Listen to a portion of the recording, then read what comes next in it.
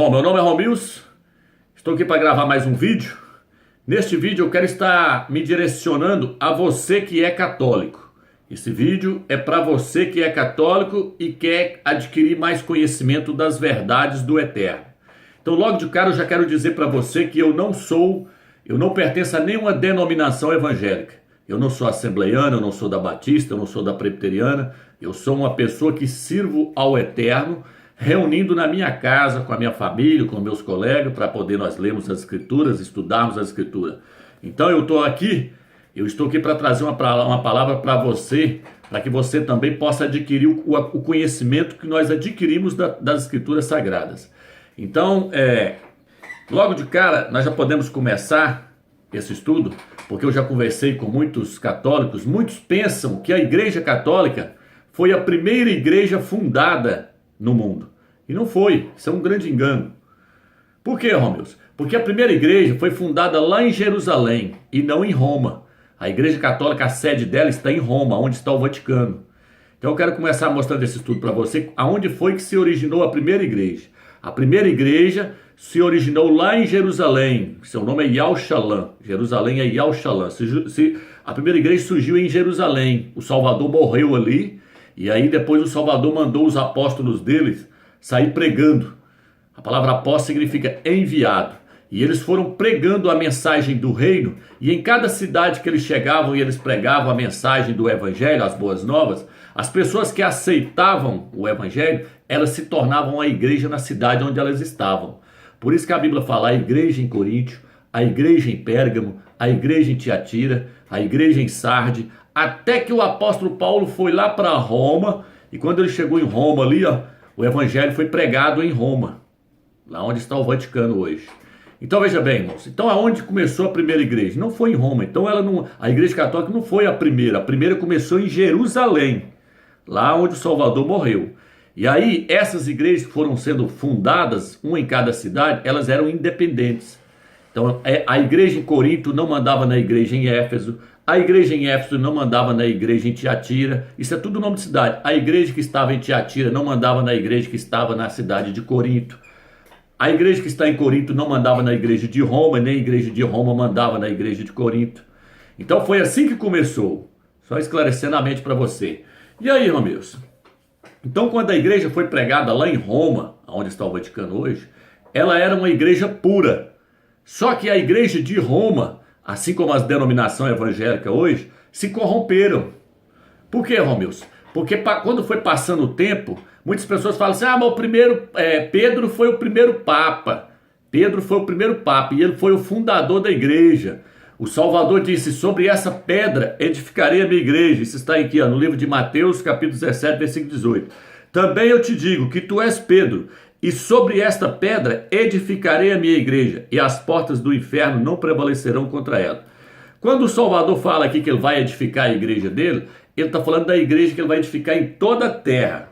Só que quando ele fala aqui, tu és Pedro, e sobre essa pedra edificarei a minha igreja, no original, ele está dizendo assim para Pedro, tu és Pedro, porque a palavra Pedro significa pedra, é uma pedrinha pequena. Ele falou, tu és Pedro, tu és uma pedrinha, e sobre essa rocha, provavelmente o Salvador apontou para ele, e sobre essa rocha que era ele, edificarei a minha igreja, e as portas do inferno não prevalecerão contra ela. Por quê? Porque a igreja ela não pode ser edificada sobre um homem. Pedro morreu, e aí? Então a igreja vai acabar? Não, a igreja foi edificada sobre Yahushua Mashiach, esse é o nome original dele, você conhece como Jesus, mas o nome dele no hebraico é Yahushua. Então a igreja foi edificada sobre o Salvador, sobre o Filho do Eterno. Ele é a rocha. Ele diz que existe dois tipos de pessoas, aqueles que edificam a sua casa sobre a areia e aquele que edifica sobre a rocha. E quando vem o vendaval, vem as enchentes, somente a casa que está edificada sobre a rocha é que prevalece. Que rocha é essa, Romilson? É o Filho do Eterno. Aonde está escrito isso, Romilson? Nós podemos ver isso escrito aqui, Efésios capítulo 2, versículo 20. Fala que os apóstolos saíam pregando, né? E aqui o texto diz, edificados sobre o fundamento dos apóstolos. Qual que é o fundamento dos apóstolos, Romilson? Yahusha, o Mashiach, o Filho do Eterno. Se você ler o livro de 1 Coríntios, capítulo 3, versículo 10, você vai ver lá que o apóstolo Paulo, ele fala assim, ninguém pode pôr outro fundamento além daquele que já está colocado, o qual é o Filho do Eterno. Então veja bem, qual que é o fundamento então da igreja, meu Deus? É Pedro? Não, não é Pedro, é o Filho do Eterno. O Eterno colocou o seu Filho como fundamento. Fundamento, já viu o que é o fundamento num prédio? Primeiro tem que se fazer uma base bem forte, aquela base é o fundamento de um prédio, para depois levantar ele. Esse fundamento tem que ser muito forte para aguentar. Então, o fundamento que a igreja está edificada sobre ele é o Filho do Eterno. Isso está no livro de 1 Coríntios, capítulo 3, versículo 10. Só que ninguém pode pôr outro fundamento além daquele que o Eterno já colocou, o qual é o seu Filho. Então, não é, a igreja não está edificada sobre Pedro. Pedro não edificou, o Salvador não edificou a igreja sobre ele. Então, quando o Salvador falou, tu és Pedro, ele estava falando, tu és uma pedrinha. E sobre essa rocha edificaria a minha igreja. A rocha é o Machia.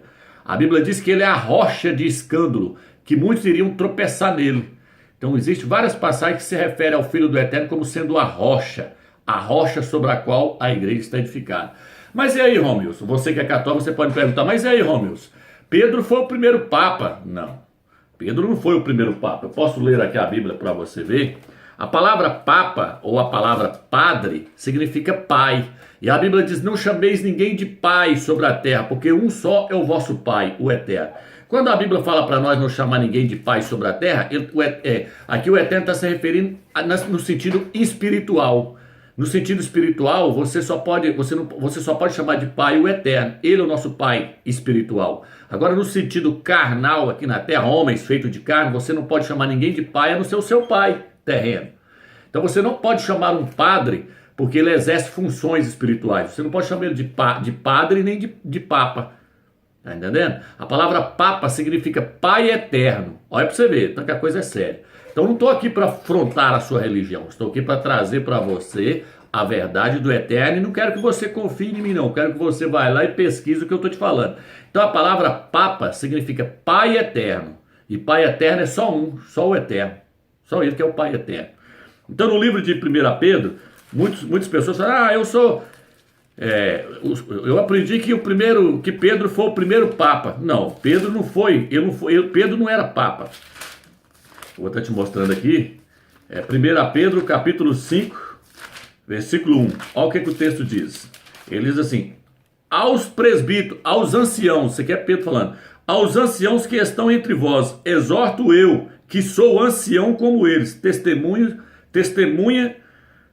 dos sofrimentos do Machia. Então ele virou e falou assim, aos anciãos, aos presbíteros, aos anciãos, exorto eu, que sou ancião como eles. Então ele não era papa, ele era um ancião, ele era um presbítero da igreja. Ele era apóstolo e presbítero. Ele não teve esse título de papa. Esse título eu vou te mostrar aqui mais na frente, aqui, vou pegar um livro aqui que eu tenho todas as datas, quando surgiu esses dogmas.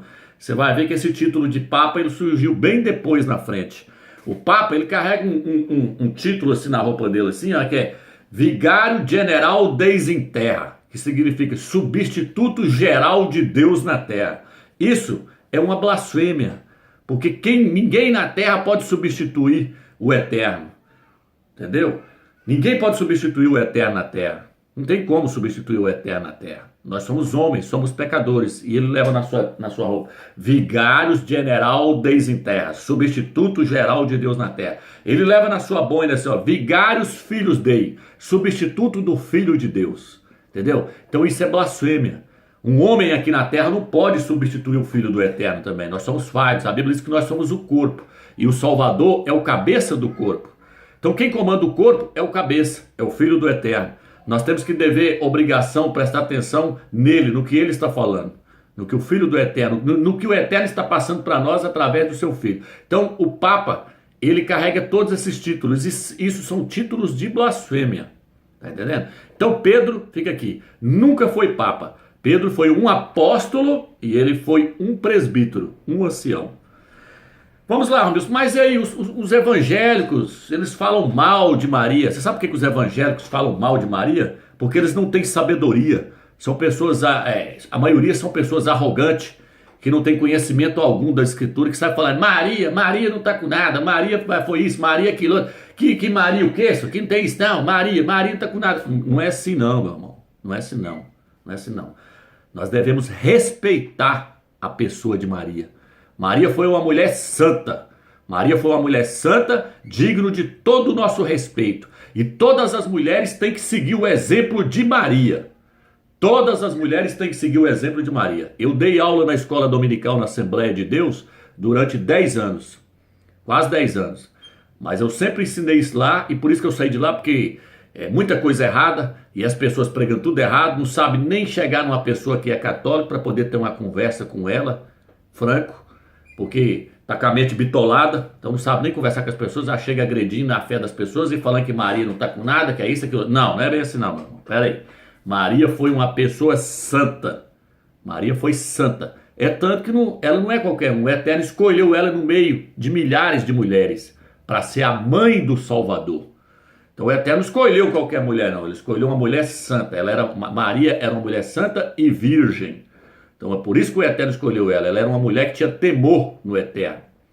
Então a pessoa tem que parar e refletir. Não é sair falando mal da pessoa de Maria, igual muitos evangélicos saem fazendo aí, não.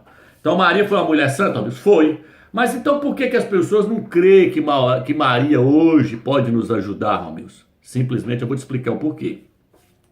Muitos católicos aprendeu, assim como eu aprendi errado também dentro das denominações evangélicas, os católicos também aprenderam errado com os padres, e eu aprendi errado com os pastores, depois que eu corri atrás para ver a verdade. Então Maria, ela não pode ajudar nós hoje. Por quê, Romilson? Porque ela fez para ela ganhou a salvação dela, ela deixou um exemplo bom na terra, ela ganhou a salvação dela, entendeu? É tanto que lá fala que ela foi bem-aventurada, o anjo apareceu para ela e falou, tu és bem-aventurado, porque ela ia dar luz ao Salvador. Mas ela hoje não pode nos ajudar. Por quê, Romilson? Porque a Bíblia nos mostra que o Salvador, o Filho do Eterno, foi colocado como o único mediador entre ele e os homens. Aonde está isso, Romilson? Está no livro de Timóteo, capítulo 2, versículo 4 e 5, diz assim, ó. Pois a vontade do Eterno é que todo tipo de homem seja salvo e chegue ao conhecimento exato da verdade. De que há um só Criador, o Eterno, né? E um só mediador entre o Criador e os homens. Na sua Bíblia está Jesus Cristo, o homem. Na Bíblia hebraica está Yahusha, o homem, porque esse é o nome dele na Bíblia hebraica.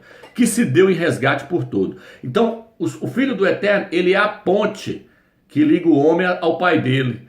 O Eterno só aceita ele como o único mediador. O Eterno não aceita mais nenhuma outra pessoa. Então, o catolicismo romano comete falha nesse ponto aí, porque o catolicismo romano coloca os santos, vários santos, para poder interceder. Vamos pedir para Santo Antônio, para São João, para santo tal, para santo fulano de tal, para Maria, para interceder por nós. Não, a Bíblia é bem clara, ela fala, só existe um intercessor.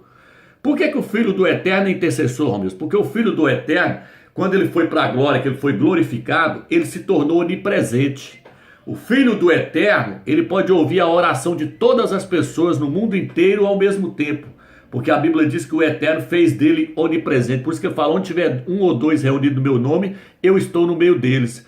E Maria, João, Pedro, os apóstolos, foram pessoas santas, homens? Foram, mas eles não têm esse poder de ouvir todas as orações ao mesmo tempo. Só o Filho do Eterno, só a ele foi dado esse poder de se tornar onipresente, de estar em todos os lugares ao mesmo tempo.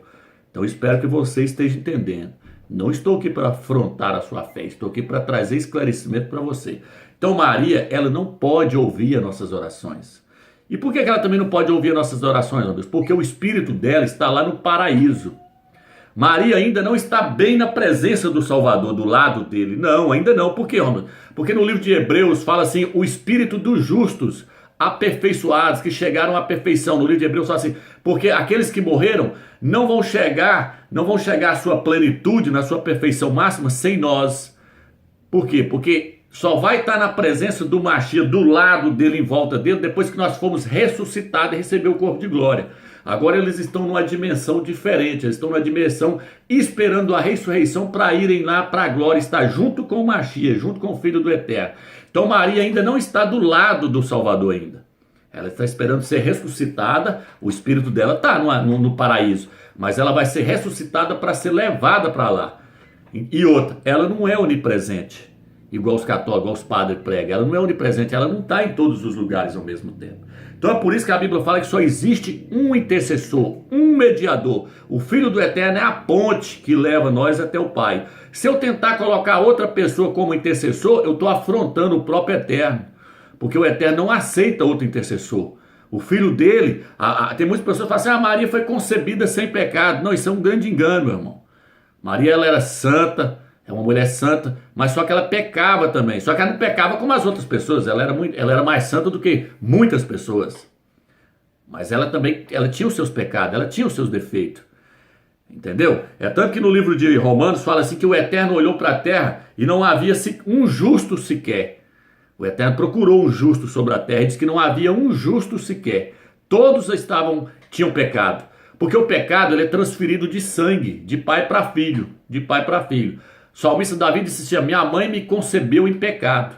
O salmista Davi diz que nós já nascemos em pecado, porque o nosso sangue foi contaminado com o pecado. Agora o Filho do Eterno, por que ele veio sem pecado, irmão meus? Porque ele foi gerado no ventre de Maria, não através de uma relação sexual. Tá entendendo? Ele foi gerado no ventre de Maria pelo próprio Eterno, por isso que ele nasceu sem pecado.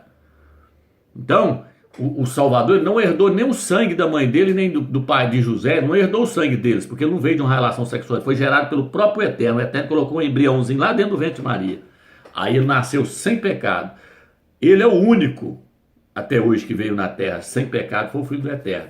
Então eu não estou aqui para afrontar a pessoa de Maria, pelo contrário, estou aqui para mostrar que ela foi uma pessoa digna de respeito, que as pessoas têm que respeitar ela. Só que os católicos não entendem que ela está nessa posição e que ela não pode ajudar ninguém, que ela fez para ela foi salva.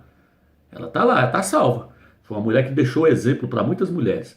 Aqui no livro de Lucas, capítulo 11, versículo 27, então essa devoção exagerada com a pessoa de Maria é errôneo, irmão. Vou te mostrar aqui por que é errôneo. Aqui, ó, nós devemos dar essa devoção ao Filho do Eterno e ao próprio Eterno. O que diz no livro de Lucas, capítulo 11, versículo 27, diz assim: enquanto ele assim falava, certa mulher levantou a voz do meio da multidão e disse: feliz as entranhas que te trouxeram as entranhas que te trouxeram e os seios que te amamentaram. Ó, algumas pessoas falam, bem-aventurado as entranhas que te trouxeram ao mundo e os seios que te amamentaram. Diz que quando o Salvador estava pregando, uma mulher exclamou, falou assim, bem-aventurado aquela que te trouxe ao mundo e os seios que te amamentaram. Ela falou de Maria, essa mulher. Olha o que ele fala. Ele, porém, respondeu, felizes antes os que ouvem a palavra do Criador e as observam. Ele quis dizer assim, ó, se a mulher que me trouxe ao mundo, Maria, se ela não ouvia a minha palavra, a minha mãe não ouvia a minha palavra, se ela não ouvia a minha palavra, se ela não seguia a palavra do Eterno, não vai adiantar nada. É lógico que Maria ouviu a palavra do Eterno e seguiu, mas ele quis dizer assim, ó, mesmo se ela tiver me trazido ao mundo, mas se ela não ouvir as palavras do Eterno e não guardar no seu coração, não adiantou nada ela ter me trazido ao mundo. Então a mulher queria exaltar a pessoa de Maria. A mulher falou assim, ó, bem-aventurado aquela que te trouxe ao mundo, os seios que te amamentaram. O Salvador falou assim, opa, antes bem-aventurado aos que ouvem as palavras do Eterno e as guardam. Então o próprio Filho do Eterno não deixou exaltar a mãe dele. Porque quem tem que ser exaltado hoje é o Eterno e é o Filho do Eterno. Tá entendendo? E aí os católicos foram criando dogmas, foram criando certas coisas, que eu vou ter que pegar um versículo aqui que eu vou te mostrar. No livro de Jeremias, deixa eu ver se eu acho aqui a passagem, que vocês vão ver o que eu estou falando. Então no livro de Jeremias fala que as pessoas falam assim, mas Maria é rainha dos céus. Não existe isso. Se você pega o livro de Jeremias, eu não tenho bem aqui decorado de cabeça aqui, mas eu acho que é o capítulo 7 de Jeremias. Fala que as pessoas faziam amassar, as mulheres amassavam a farinha e faziam bolos e ofereciam à rainha dos céus. Isso era um ídolo, uma mulher que era adorada como rainha dos céus. Era Semiramis, depois ela recebeu o nome de Ísis, de Astarode, Diana dos Efésios. Eles ofereciam bolos à rainha dos céus. O Eterno condenou essa prática, porque não existe rainha dos céus, existe o rei dos céus, o Eterno, o filho dele. Então essa questão de rainha dos céus, a Bíblia condena, isso é idolatria, não pode fazer isso. Então Maria, ela é digna de todo o nosso respeito, mas nós não podemos fazer oração para Maria, porque a Bíblia diz que quem já morreu na carne, nós não podemos fazer oração para os mortos, tá entendendo? A Bíblia condena a oração para os mortos. A Bíblia fala que a pessoa tem que fazer enquanto está vivo. Depois que morreu, não adianta você fazer mais nada por ele. Tem pessoas que acham que... Quer ver? Deixa eu até ler aqui nessa Bíblia aqui para você ver. Salmos 45, 49. Eu vou estar lendo aqui e você confere aí. Aqui, ó. Deixa eu pegar aqui. Salmos 49, eu vou te mostrar que não adianta rezar para os mortos. Se a pessoa tem que ganhar a salvação dele enquanto está em vida. Depois que morreu, não adianta rezar para a pessoa mais. Então olha aqui, ó. Salmos 49, versículo 7 diz assim: ao irmão verdadeiramente ninguém o pode remir, nem pagar por ele o resgate, nem pagar por ele a Deus o seu resgate, pois a redenção da alma dele é caríssima e cessará a tentativa para sempre. Vou ler de novo. Ao irmão verdadeiramente ninguém o pode remir. Ninguém pode remir os pecados do outro. A pessoa tem que fazer por si hoje, pedir perdão eterno. Ela fala, nem pagar por ele a Deus o seu resgate, pois a redenção da alma deles é caríssima e cessaria a tentativa para sempre. Então não adianta ninguém querer fazer missa, pagar missa para poder o eterno perdoar aquela pessoa, para ela ganhar a salvação. Não. A pessoa já sai daqui com o seu destino. Se ela foi salva, se ela não foi. Se ela foi salva, ela vai para o paraíso. Se ela não foi salva, ela vai para o inferno. E aí ela está condenada. Então não adianta rezar para os mortos. A Bíblia fala que nós não devemos invocar os mortos. Isso é espiritismo, isso é do espiritismo, essa questão de ficar invocando os mortos. A Bíblia fala para nós que nós não podemos fazer essa prática. Então o catolicismo romano, nesse ponto, está totalmente errado. Tem pessoas, agora eu vou entrar nessa questão, que é uma questão muito delicada, que os católicos, quando vai conversar com os protestantes, acham ruim, essa questão das imagens de escultura. Ah, mas eu fiz uma imagem ali, é porque aquela imagem é como um retrato. Mas veja bem, a Bíblia não permite nós criarmos imagem de escultura, porque nós não conhecemos como é que foi. Uma que nós não sabemos qual foi a forma dos apóstolos, qual era a imagem deles, e nem qual é a imagem do Salvador. O Salvador, para começar, era moreno, ele era judeu, moreno. E hoje faz a imagem aí de Jesus, aí de um Jesus aí, dos olhos azuis, cabelão grande. A Bíblia fala que é desonroso para o homem usar cabelos compridos. No livro de Coríntios, o apóstolo Paulo fala assim, ó, o cabelo comprido para uma mulher é uma glória, mas o cabelo comprido para o homem é desonra. Então, se o cabelo comprido para o homem é desonra, como é que o Salvador tinha o cabelo comprido? Tá entendendo? É tudo enganação. Mas vamos lá. 2 Coríntios capítulo 7, olha o que diz. Visto que andamos por fé e não pelo que vemos. O apóstolo Paulo falou assim, nós andamos por fé e não pelo que estamos vendo. Então, fazer imagem de escultura, se você pegar lá do Velho Testamento, for lá os 10 mandamentos, fala, não farás para ti imagens de escultura, semelhança alguma do que há nos céus, e nem na terra, e nem debaixo da terra, e nem nas águas, e nem debaixo das águas. A Bíblia condena você fazer imagem de escultura, de anjo, de certas coisas. Ah, mas lá no Velho Testamento fala que Salomão fez aquelas imagens de escultura. Fez, só que a Bíblia fala que depois o Eterno teve que mandar quebrar, porque se tornou idolatria. As pessoas começaram a carregar aquelas imagens, começou a prostrar diante das imagens. O Eterno teve que mandar quebrar as imagens de escultura. Vou te mostrar aqui para você ver. Não sei se você lembra também de uma passagem. Eu não estou lembrando todas as passagens aqui, porque são muitas passagens. Mas o Eterno mandou fazer uma serpente de bronze. E aí muitas pessoas começaram a adorar aquela serpente. O Eterno teve que mandar quebrar também. Veja aqui, ó. 2 Reis, capítulo 18, versículo 4. Removeu os altos, quebrou as colunas e deitou abaixo o porte ídolo. E fez em pedaço a serpente de bronze que Moisés fizera. Porque até aquele dia os filhos de Israel a queimavam incenso e lhe chamavam Neustã. Eles passaram a adorar a serpente. A serpente de bronze era só um símbolo que representava o Filho do Eterno que ia ser pregado no madeiro. Assim como a serpente de bronze foi levantada no madeiro, simbolizava o Filho do Eterno que iria ser levantado sobre a madeira. Ia ser levantado na cruz. E todo aquele que olhava para a serpente de bronze era curado da mordida das cobras, que as cobras picavam eles. Todo aquele que olha para o Filho do Eterno pregado no madeiro, na cruz, no madeiro, é salvo. Então era só um símbolo para as pessoas entenderem, mas aí eles passaram a adorar a serpente, o Eterno mandou quebrar. No livro de Deuteronômio, capítulo 27, versículo, olha o que diz, Deuteronômio 27, 15. Então, essa questão das imagens de escultura, eu já conversei com um padre da minha cidade, ele mesmo virou para mim e falou, não, mas nós sabemos que é errado, só que se nós tirarmos as imagens de escultura, os católicos não vão vir na missa. Nós sabemos que Maria não intercede, o próprio padre falou para mim aqui na cidade onde eu moro. Hoje, isso já tem muitos anos, isso tem mais de 10 anos, o seu nome na época era Frei Walter. Ele falou para mim, não, Romilson, eu sei que as imagens de escultura é idolatria, mas se eu tirar as imagens de escultura daqui, os católicos não vão vir, entendeu? Então eles sabem, irmão. Olha aqui, ó. Deuteronômio capítulo 27, versículo 15. Maldito o homem que fizer uma imagem de escultura ou de fundição, abominável ao Criador, obra e artifício, e puser em um lugar E todo o povo responder amém. Maldito o homem que fizer uma imagem de escultura. No livro de Atos, capítulo 18, olha o que o texto diz. Olha o que o texto diz. Atos 18, versículo 24 diz assim.